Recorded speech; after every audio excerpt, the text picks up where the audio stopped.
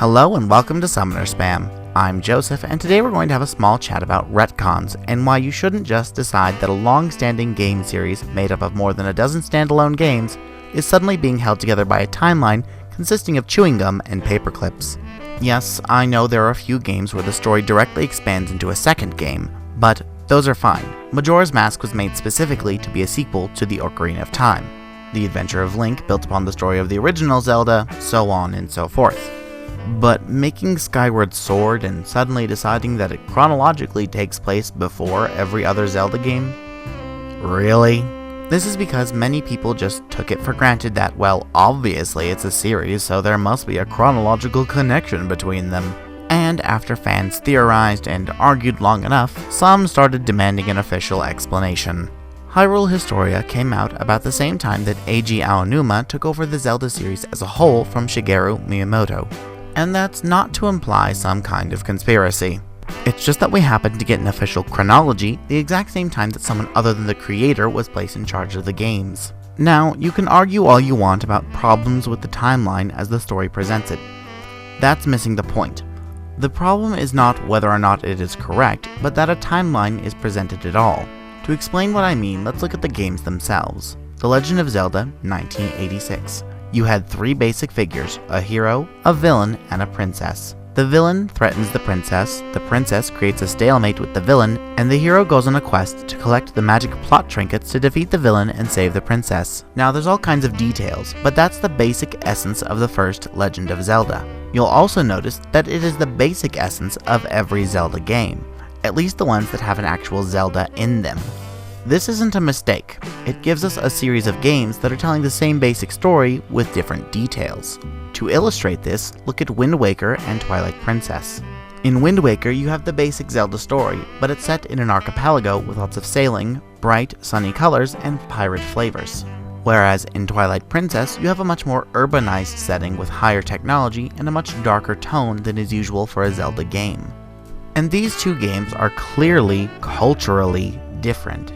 It's not just that the tone is different or the art style, the speech patterns of the NPCs are different. The music is Caribbean or Oceanic in Wind Waker, and the Twilight Princess music is somewhere between Renaissance and Old West. It's as if a seafaring culture and a technologically advanced Eastern European culture were retelling their own versions of the basic Zelda story. That's the key to understanding the Zelda series. It's not that one hero gets reborn in different ages, it's that one story gets retold by different people in different cultures. The games are not sequels to each other, they're reinterpretations of each other. They're legends, used to tell stories and teach lessons relevant to the cultures in which they are set. Wind Waker is a coming-of-age story, where the hero learns that no matter how romantic the past may be, it's best left in the past so everyone can grow up and become something greater. Twilight Princess, conversely, is about a young man who sets off from his simple farming village into a more advanced world falling under darkness, to show just how valuable parts of the past are to define the present, both the simple and the complex. Perhaps taken together we could say, the past is a valuable thing with wisdom to be heeded and mistakes to learn from, but returning to it should never be the destination. This works even for the ones that seem to have ties to past games. Link to the Past, for example, which seems to be a sequel to the original Legend of Zelda, is a storyteller doing a new version of a legend that, in his culture, already exists. It's like when a comic book company creates a new version of an established superhero for an audience that considered the original trite and played out. The outlier Zelda games, Majora's Mask, Link's Awakening, Oracles of Seasons and Ages, Phantom Hourglass, and even Spirit Tracks, would by this account be what happens when there's a demand for further stories about the same characters as the core legends in one of these cultures. Like, say, the kids in the farmhouse are going, "Grandpa, Grandpa, tell us a story about Link," and Grandpa says, "Well, I'll tell you a story about how Link saved Hyrule," and the children respond, "No, we already heard that one, you cheap fuck." And then the grandpa who told the story of the Ocarina of Time has to improvise with a story about a spooky mask, time travel, and giants that look like they're made out of Tootsie Rolls, where all the characters look suspiciously familiar. Or the grandpa who told the story of the Wind Waker makes up something about a ghost ship that captures the pirate princess, and then the hero has to go find some old farts to help him make a steamboat so they can go back to the same dungeon 90 times. Or grandpa has a thing for trains and makes everything in the story about goddamn trains. Or maybe the kids get so bored with Grandpa's story, they fall asleep and have a weird dream about Link on some island with a giant fish sleeping in an egg and there's a lady with a chain chomp for a pet. The Legend of Zelda series is an insightful and subtle examination of the way that stories adapt to cultures and cultures are built upon stories.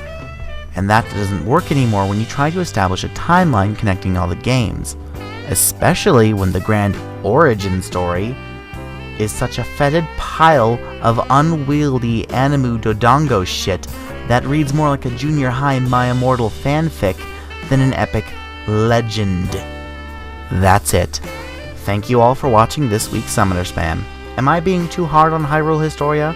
Is it worth the paper it's printed on?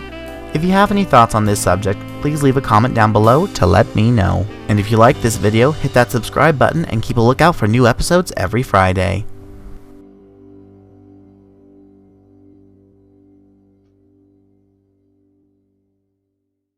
If you liked the caricatures depicted in this video, head on over to DeviantArt to check out Adara Colander, better known as Canius.